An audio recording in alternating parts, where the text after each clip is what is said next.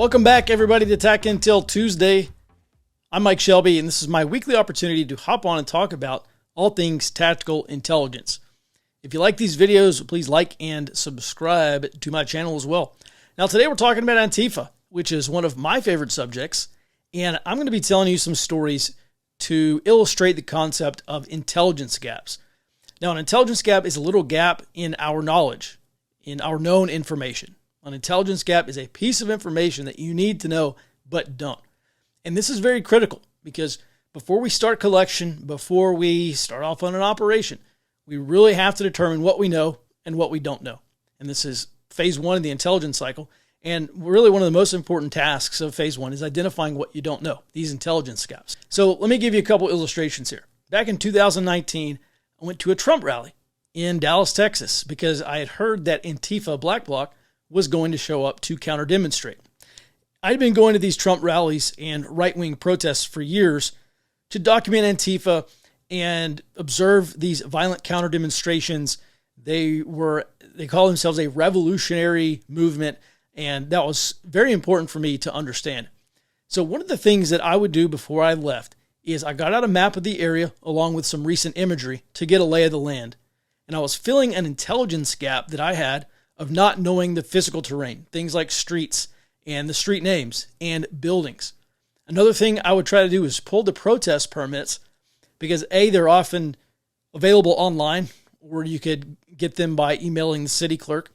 And B, these documents would include plans for the time and the area of these demonstrations. Now, obviously, Antifa is not going to be limited to these boundaries, but whenever there was a far left protest, essentially running cover or where Antifa would kind of glom onto, this was at least a starting point for planning purposes to understand where these big groups of people would be.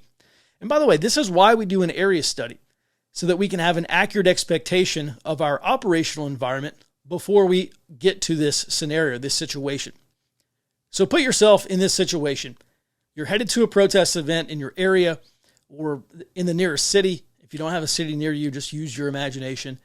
And your task is to observe and document. So to take videos or take photographs, take notes of the things that you see while observing an Antifa Black Bloc demonstration, because they are going to get violent.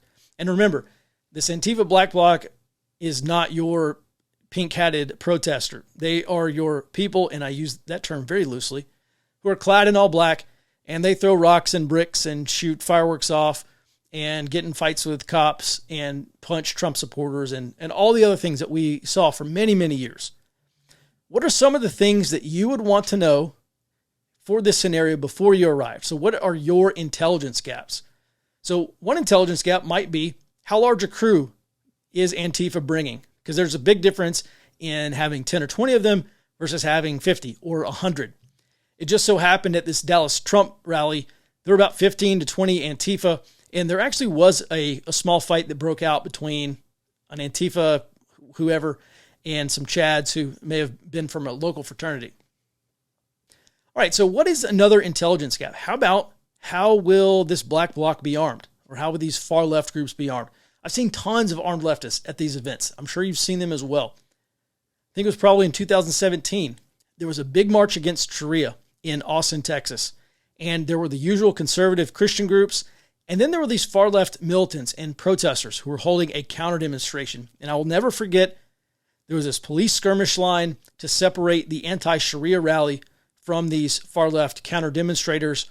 And I was looking all around and I noticed that most, maybe even all of these Austin Red Guards, which was a legit Maoist group, they were all armed. And I saw one guy with a Kel-Tec. There were some long rifles, I think maybe a Mosin. There were lots of them who were openly carrying pistols. And I'm really honestly amazed that nobody was shot at any of these events. But that was an intelligence gap, or that is an intelligence gap. How will they be armed? I want to know that before I show up. Moving on, how about the staging area? Where will Antifa block up before moving into this area to demonstrate or to attack Trump supporters? Back in 2017, I went to the Battle of Auburn, where alt-right figure Richard Spencer was scheduled to give a talk. This was at Auburn University. And at the time, he was doing this college campus tour to talk about white nationalism. It was not going very well. There were fistfights and disruptions at all his events. There was that one in Michigan State. There was another at the University of Florida.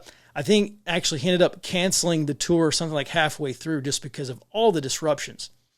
And so his appearance at Auburn was being billed as the Battle of Auburn because there were these Antifa groups who were promising, and protesters as well, promising that they would show up and try to prevent Richard Spencer from speaking.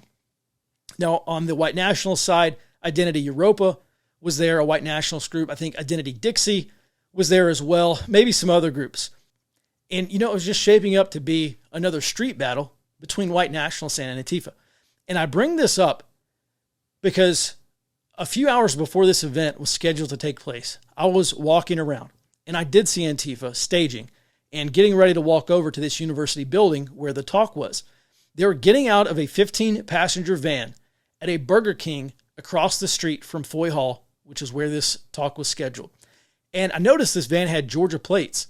And of course, I'm taking pictures. They're on an old computer. I'll dig them out somewhere and I don't know, I'll put them somewhere. And it turned out to be Antifa coming down from Atlanta, Georgia. So I would never have guessed that they would be staging at a local Burger King, but I guess there was free parking and it was in close proximity to where they're going to be. Of course, this makes for a potentially hasty getaway as well. And they were getting out and they were putting on masks and getting those plastic shields ready, getting their medics ready, and other things. So in this scenario, what other intelligence gaps would you have? So far, we've covered how many Antifa are expected and how are they armed? Where are they staging?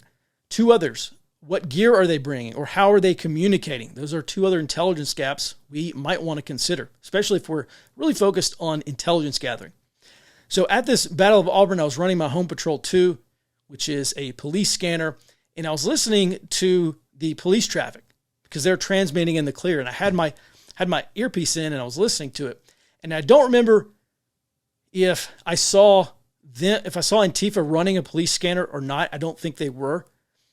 I don't think they were running radios in this instance either. I think they were probably just using some cell phones. But one of the cops came up to me because he saw that I had something in my hands and I was listening to something. And he came up to me and asked what I was doing. And I told him that I was listening to the police scanner and listening to all the cops talking. And dude, it was like I set off a nuclear bomb.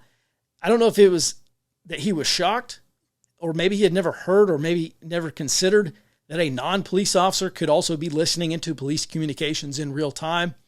But that was a kind of a funny instance for me. I have, however, seen Antifa use Baofeng radios. And if you go back to my last video on signals intelligence, then you'll see why this is ill-advised. Mainly because out of the box, these Baofeng radios have basically zero communication security. I can find that frequency that they're using in just a couple seconds. Basically, as soon as they key up, I can find it.